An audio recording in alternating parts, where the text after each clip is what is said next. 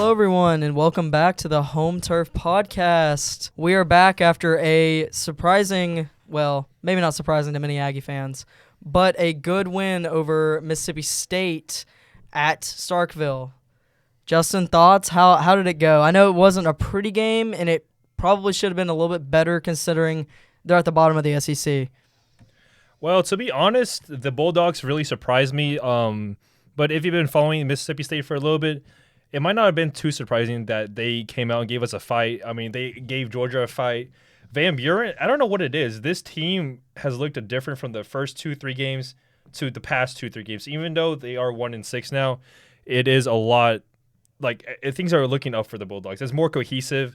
And for the Aggies, it's we're now 3-3 on the road against Mississippi State. Before we were 2-3, and obviously in the Jimbo era we had road issues. So it is a good look for us to go out and get any win on the road, regardless of who we're playing against and how the outcome is. A win is a win. So absolutely, and I think that was really just the pre warm up for this week when the Aggies will play at home for a blackout game against LSU. And it's not confirmed blackout yet. It's currently Tuesday, and it has not been confirmed yet. But actually, Elko has confirmed it. He did? He's confirmed it on Twitter. Okay. Officially, they can't make an official report on it just because the unis aren't out. But everything's been black and white. Every single profile picture is black and white. Elko and York. Everybody said blackout Kyle Field, so it's pretty much confirmed. I saw a tweet from Nana earlier, and that's where I originally thought, oh, is it, confirmed? Is it not confirmed? Like, you know how tight knot it is with those kind of decisions here in Aggie land. It's always, let's see. It was the same with the walkout song. Let's build up as much hype as humanly possible, and then let them have what they want. What the fans want. But I guess not, especially this week. All the players and even Elko just like I guess there's no build up to it. I mean, I guess they want everybody to be on the same page. That's a mainly reason why. But my only disappointment is there's no maroon on the unis.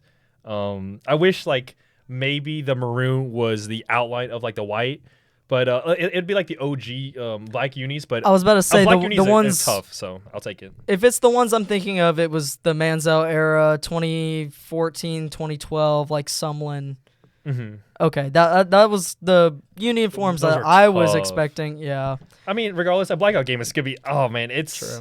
We haven't seen this in. I mean, honestly, almost not a decade, but it's pushing there. It's pushing. Yeah. No, it actually. Well, it depends on what year. If it was 2014, it will be coming up on a decade, but, Oh, my God. Already a decade, bro. I know. It's crazy. Crazy how time flies and how different it was watching Aggie football from then until now. Mm-hmm. But let's go ahead and go over the LSU matchup. And kind of overall, you've got, both teams sitting at the top of the SEC standings. And it's not kind of how we thought these standings would look, going week 8, week 9 into this. What are your thoughts? Because, if I had to pick, I would have never picked A&M and LSU to be the top 2 in the conference at this point in the season. It's oh my God, it's like what we talked about last week. The whole landscape of the SEC has changed. I mean, we looked at Georgia and Texas. We saw how that came out. It's very baffling. Of course, we still have to go out and prove that we're still at the top. But, statistically, I never thought we'd see the day where we're above Georgia, Bama, all these top dogs. It's and they've all got one loss. Exactly. It's very mind-blowing. Granted, the only maybe top SEC team we played is Missouri.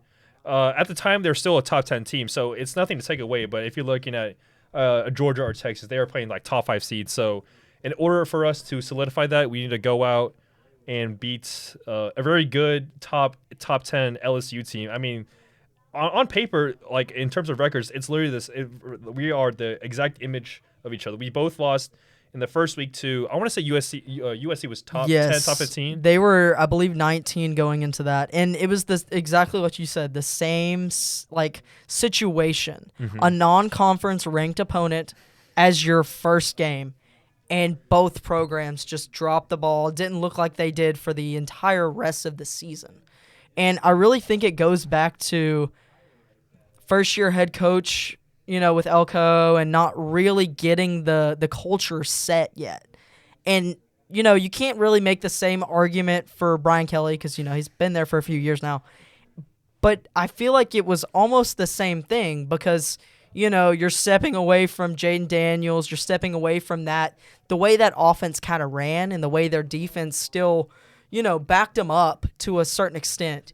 You're not seeing that this year. You're not seeing that with this Brian Kelly defense. And also you're missing out Brian Thomas and top receivers like that. And the league neighbors, obviously. Yes. So, it's like you said, it was spitting images of each other. Yeah, exactly. And who both went to the league and are now, doing Insane, some great feats. And,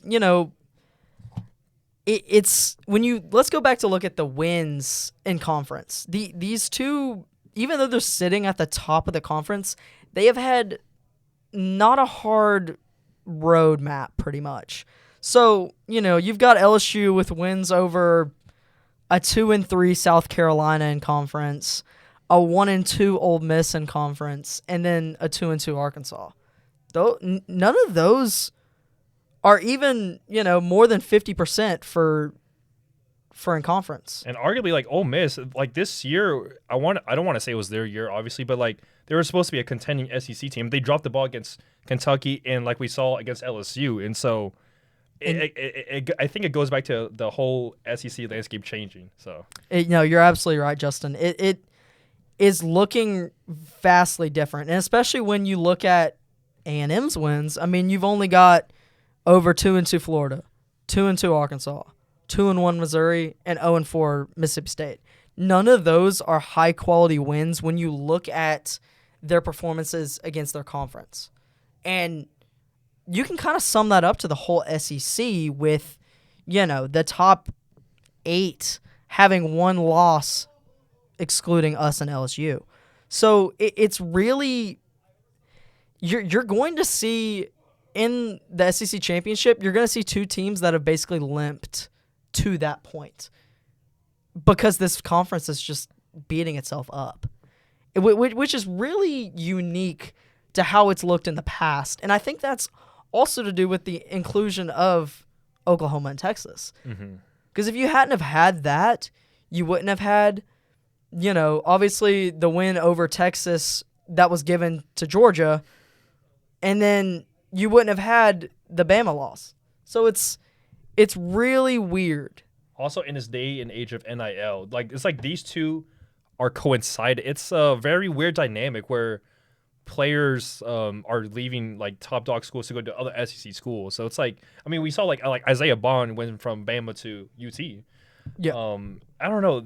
It's a very weird, different landscape than 5-10 years ago, even like honestly 3-4 years ago. Like it's I never imagined it'd be like this. It feels more like a NFL-ish type of, not market, but it's like that feeling. I feel like it's not very top heavy right now. It's not set in stone. Nothing is set in stone, it feels like, this season. And even that goes for like the leaders in yards, rushing touchdowns. The only consistent like thing I've seen has been in Gentry and his obvious ability to just go dominate no matter who it is. And outside of that, I don't see any dominant, consistent performances from anyone. I mean, you had Jackson Dart, but you've seen the trajectory. He's fallen off. Yeah, well, and you've also seen the trajectory of Ole Miss's program. And when you go and you look at a Heisman, you don't look at a team that has 3 losses already in conference. You don't do that. Excuse me, 2 losses in conference. You don't do that, and you don't award it to someone who also doesn't play anyone, even if they've had great statistics.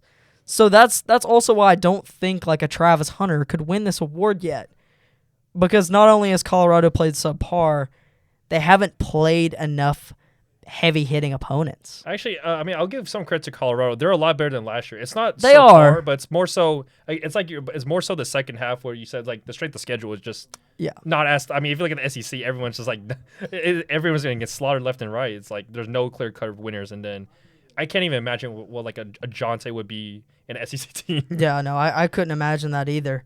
But let's go ahead and take a step away from the overall SEC college football talk, and let's hone in on this game right here that's coming on Saturday at primetime, which we both have the opportunity to go and attend in person and cover the game. So I'm personally very excited for that. So am I. It's going to be a very dynamic crowd. I mean, I'd imagine we maybe break the Notre Dame numbers. If not, maybe I think like we sneak do. into the top 3, top 2 attendance. I mean, obviously we know the UT is going to be number 1. Exactly. And I think that is, something that's on everyone's minds. I mean, from what I've heard today, third deck might have already been sold out.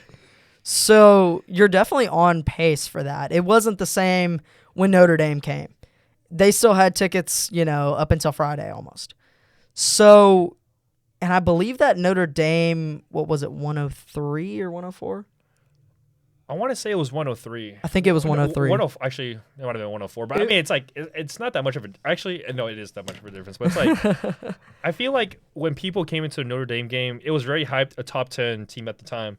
But you didn't know what to expect with Elko. I think a lot of Aggies may have anticipated it as like a rebuilding year. I mean, we lost Evan Stewart. It's a whole new overhaul of last year of the Jimbo era.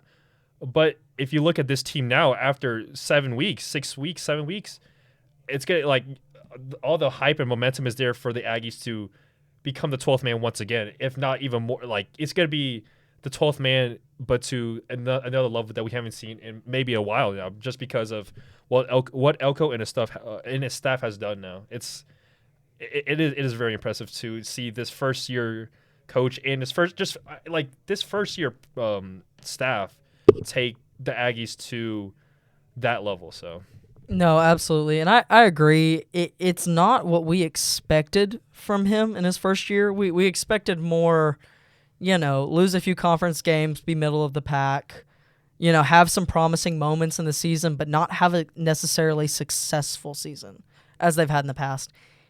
And they're breaking that. They're breaking that mold and redefining what is success in Aggie land. And I think that's the true key to going into this matchup.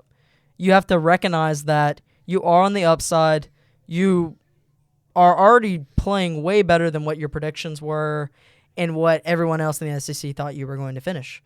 And I think it's kind of like take advantage of the uneasiness and the unpredictability of it and just play the Aggie football that they have learned how and successfully implemented this season. And that's, defense that isn't quitting until the game's over. And that even goes for the Notre Dame game.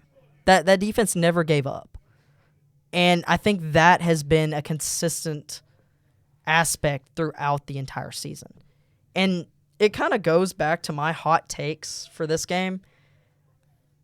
This is more of a mild take, but this is going to be more of a decider than the Mizzou game we had a few weeks ago. Honestly, in my opinion, Missouri, especially looking at them now.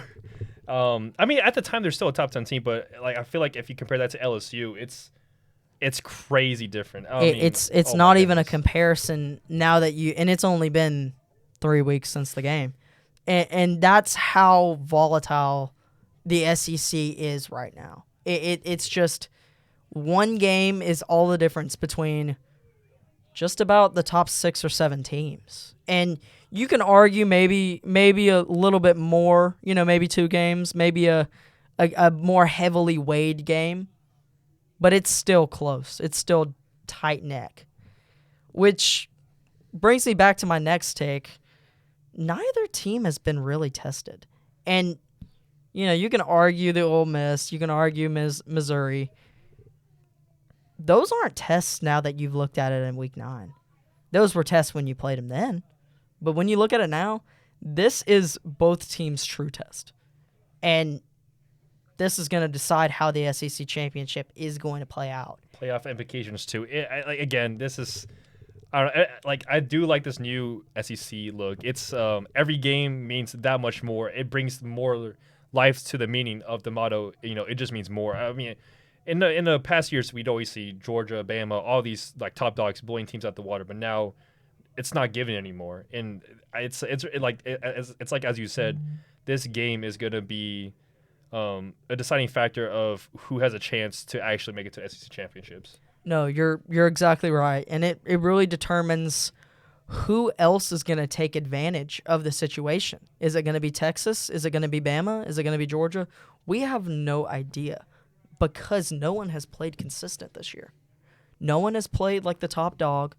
No one has played like middle of the pack. It has been ever-changing since week one. And I think it kind of goes back to how the playoff format and the addition of all these new conferences adding members and dropping members and completely dropping conferences as well. And it really just goes to show that this is the most unpredictable it's been in 25 years at least. And it's going to continue until the end. And the winner of, the Natty this year will go down as one of the most debated topics. As one of the greatest teams. It's like it's going to be a very King of the Hill-esque playoff run. I mean, 12, like, I can't even wrap my head around having 12 teams because we're so used to 4. It'll be very fun. It will, and it's going to open the door for many new programs because there's only been 6 that have won it all in the past 30 years almost. And it's time for some new blood. And this is the time. This is the time for the A&Ms to get it together. And on top of that, we see teams like Indiana. Like, if you told me Indiana would be a top 15, top 20 program, I would have looked at you crazy. 3-4 years ago, I'm like, no, they're a basketball school. Exactly. Now, they're going crazy. I mean, Army and Navy are both undefeated, which is very fun to watch. Both ranked for the first time. It's insane. In God knows how long. Exactly.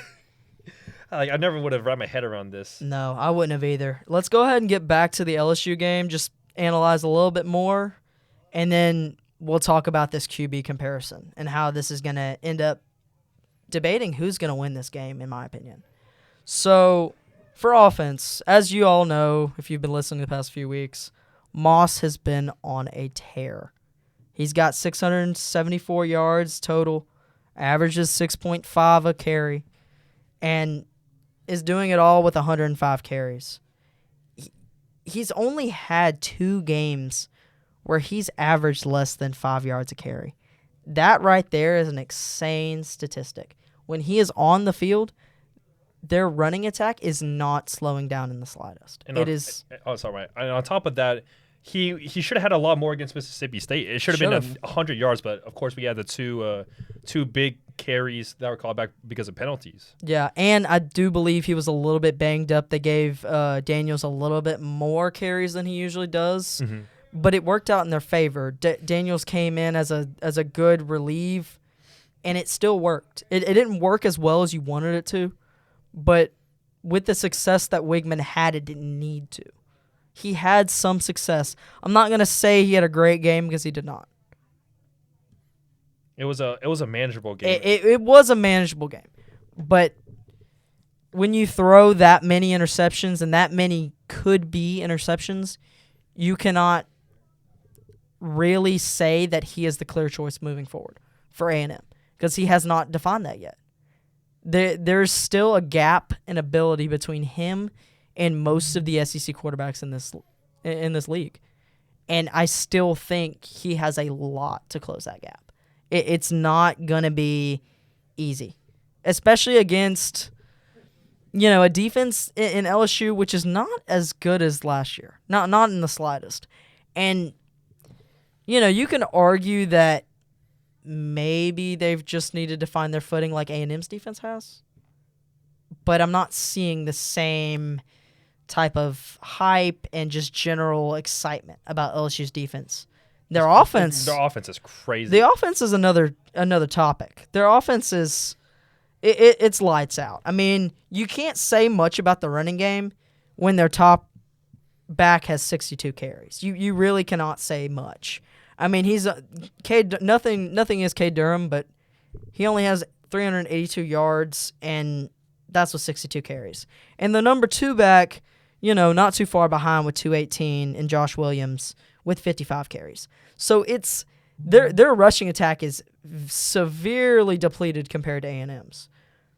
But when you look at their top receivers, Fury and Lacey, it gets rough. I'd argue, there's always the big debate about who's wide receiver university. In my opinion, it's between LSU or Ohio State. Right now, it's just those two. Right now, I think your prediction is spot on, because when you just compare it to A&M's top receivers, Noah Thomas, 21 receptions for 289 yards and 3 touchdowns. LSU's number 1, Lacey, 36 receptions, 512 yards with 6 touchdowns. My goodness, man. That's double. That's, that should not happen when you have a quarterback like Wigman who can sit in the pocket and deliver when he's making good choices. It should be a lot more. And it really goes back to the complications they've had at quarterback, going back from Reed to Wigman to back again to Wigman. So, you can chalk up some of the statistics and numbers to that. But when you look at the overall comparison, that's when it starts to get a little hazy. Because Garrett Nussmeier is doing a great job at LSU. You can't deny it when you look at his stats. He's, at 64% completion rate through 7 games. Wigman's at 61 through 4 games. So you can't really, compare. You can't look at the stats too far because you have a 4-game versus a 7-game. So, that's a big discrepancy there. But just looking at the completions, looking at yards, and looking at touchdown to interception ratio, Nussmeier's doing a fantastic job in the Bayou. And he's sitting at 2,222 yards with 18 touchdowns to 6 interceptions. Wigman has 3 touchdowns and 4 interceptions. You can't even compare those numbers. I mean, that is a pass-heavy versus an option offense. Well, it goes back, in my opinion, for Weigman. Like, again, thing is, he has the talent. Like we saw against Missouri, and Missouri was supposed to be one of the top defensive groups. In my opinion, he needs to be settled down. Like, against Missouri, he looked settled. He didn't have to. He maybe had 1 or 2 errant passes. But, like, in that entire game, he looked very composed. He was 18 for 22. He trusted his receivers. He gave 50-50 balls to Ja'Day Walker. He gave the ball in comfortable spots where he needed to. In Mississippi State, it felt like he was forcing passes that needed to be there, and that's why you had the 2 picks, 3 or 4 picks. The thing is, he needs to settle down. He needs to give his receivers a chance and not force it if it's not there. So it's all about what he sees on the defense, and hopefully he makes the right decision on Saturday. I agree. And I really think it's going to come down to decision-making and really just the lack of mistakes. Whichever quarterback makes the least mistakes, I think is the one that comes out here with the win. I don't think it's really going to, obviously the A&M defense has had its upsides and downsides throughout the weeks. And I really think if you look at last game's performance against Mississippi State with the defensive side, you see almost a loss on the defense. They should not have given up that many points. They should not have given up that many yards. And if they do anything on that scale against LSU, it will be a long night in Kyle Field. It will be a long night where I think Nussmeier goes crazy. I wanted to add on, I feel like maybe the A&M defense underestimated Mississippi State in the first half. Because second half, whatever, like Elko was pissed at ESPN halftime or whatever. Absolutely. And whatever he said in the locker room worked because, Mississippi State only had 7 points in the second half. So what the Aggie defense cannot do is underestimate. I mean, I'm sure they won't, but it's like, you need to go out and do it, not just say, we need to play hard. You need to show that you if you want to prove that you're top of the SEC, it starts with your defense. It's like what Elko has.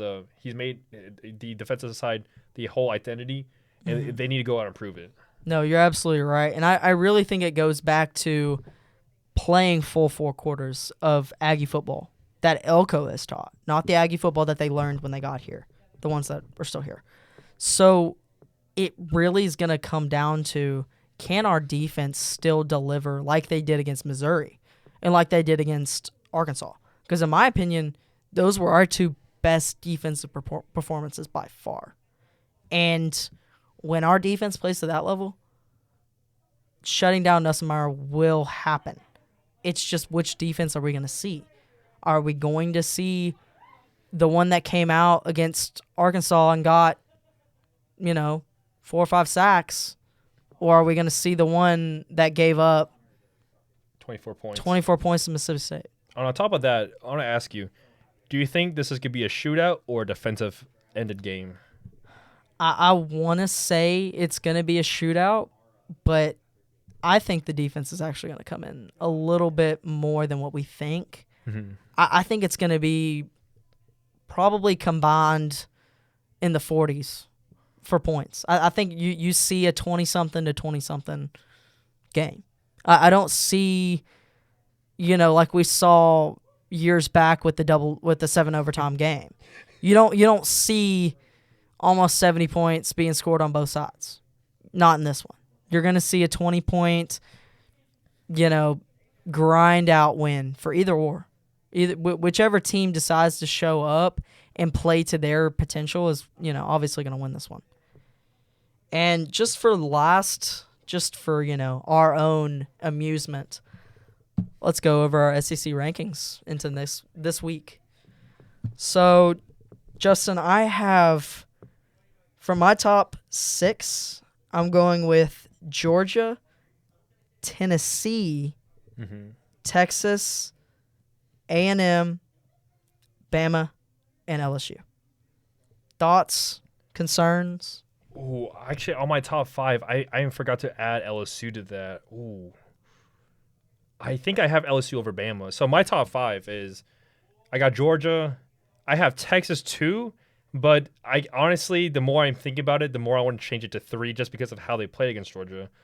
Tennessee 2, but it's also very hard to rank because Bama win versus Arkansas loss. But exactly, and those are interchangeable when you look at it. And then A&M, if we beat LSU, we're definitely top 3. Yeah. But as of right now, we are number 4 and 5. Honestly, I think I have LSU over Bama just because Bama has fallen. I feel like after that Georgia game, they have lost their identity. I don't know what's happening on the defensive side of the ball. It's like it's not the Bama team I've seen in my lifetime. So no. I don't have them in my top 5 now. I don't think it's any Bama fan in their lifetime's team. I don't think any Bama fan has seen that team perform to the levels that they're playing. It's a very vulnerable Bama team, and I never thought I'd say those words in my life. It's no. I'm too used to the beatdowns. I'm too used to the close losses to them. But now it's like fair game now. So you're absolutely right, and that pretty much wraps up the Home Turf podcast. Y'all be sure to tune in to LSU on Saturday at 6:30, and that is us for the Home Turf podcast. We thank you very much. I'm Braxton Dore. And I'm Justin Chen.